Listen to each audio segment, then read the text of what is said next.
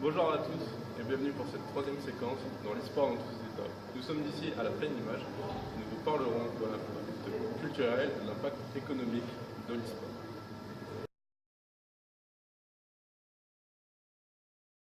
On est à la Pleine Image aujourd'hui, parce que la Pleine Image c'est un site d'excellence d'image numérique et des industries créatives, dont les jeux vidéo. Voilà, pour preuve, il y a ici le stand d'Ankama, les célèbres créateurs du jeu vidéo Dofus. Donc il y a vraiment une belle place dans l'économie pour le jeu vidéo.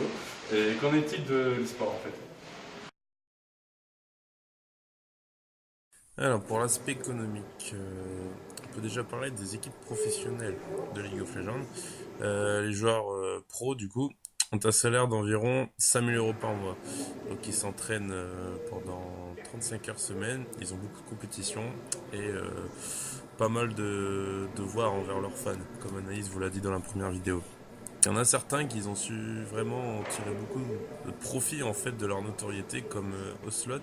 Donc il y a un ancien joueur professionnel européen qui a créé un business un peu autour de sa personne avec son site Ocelot World, où il vendait des écharpes, des lunettes qu'il aimait bien porter. Et il a dit dans une interview qu'il a touché 300 000 € en une année. Donc c'est assez énorme pour un joueur. Pour ce qui est des récompenses de compétition, en 2014, la quatrième plus grosse récompense pour une compétition sportive était d'un jeu vidéo. Donc c'était Dota 2, donc la compétition internationale, un peu l'équivalent des championnats du monde de League of Legends. Ce cash prize s'élevait à 10,6 millions de dollars. En comparaison, la première récompense était celle de la Coupe du Monde 2014 de football, qui était de 35 millions de dollars. Et pour la Coupe du Monde de rugby 2015, il n'y aura aucun cash prize. Passons au chiffre d'affaires des grandes entreprises du jeu vidéo. Celle qui a eu le plus gros chiffre d'affaires de l'année 2014 est sans surprise Riot Games, qui a créé donc League of Legends, avec un chiffre d'affaires de 946 millions de dollars. En 10e position, on retrouve Hearthstone, donc le jeu de cartes d'Activision, qui a gagné 114 millions de dollars.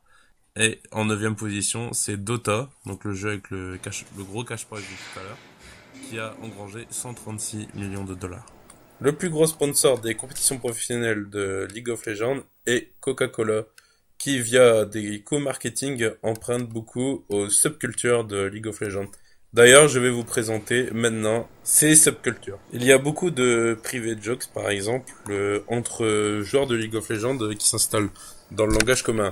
Par exemple, quelqu'un qui mange trop, on va lui dire qu'il est trop fed en fait. Et être fed, ça fait partie du langage des joueurs pour dire ah bah lui il a tué trop de personnes, il a trop été nourri, maintenant on peut vraiment plus le contrôler. Il y a un nombre incroyable aussi de mèmes qui ont été créés par rapport au jeu League of Legends. Par exemple, sur l'image que vous pouvez voir, on voit Xerath versus Yasuo mid, avec un éclair et une tornade. Une personne normale ne peut absolument pas comprendre ce mème, tandis qu'un joueur de LoL le comprendra.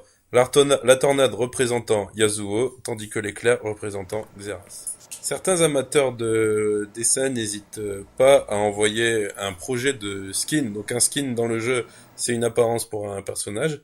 Envoyer donc des skins de leur personnage préféré sous une autre forme. Et il y en a même qui sont carrément pris et développés par les créateurs du jeu pour les inclure dedans.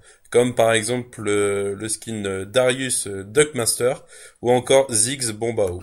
D'ailleurs, en parlant des fans de jeux vidéo, je dois aussi vous parler des cosplays qui commencent à devenir de plus en plus connus. Et il y a même certains cosplayers ou cosplayeuses qui vivent carrément de ce métier-là. Ces cosplayers se réunissent généralement en association ou alors dans des défilés organisés par des salons de jeux vidéo. Le défilé consiste à avoir le meilleur déguisement et aussi incarner et donc jouer de manière théâtrale le plus fidèlement possible leur personnage préféré. Et voici maintenant un extrait d'une vidéo qui a été visionnée pas moins de 4 millions de fois sur YouTube, vous présentant des cosplayers professionnels.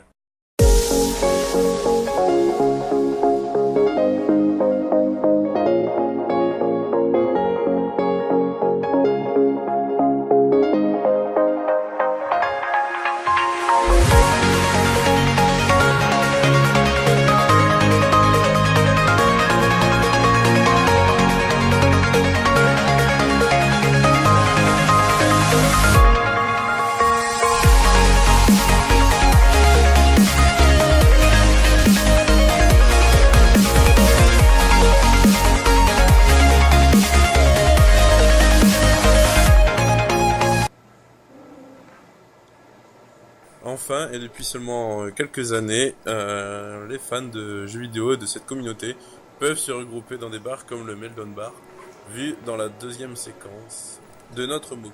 Voilà, c'est tout pour cette vidéo, j'espère qu'elle vous a plu, et si c'est le cas, n'hésitez pas à poster un commentaire.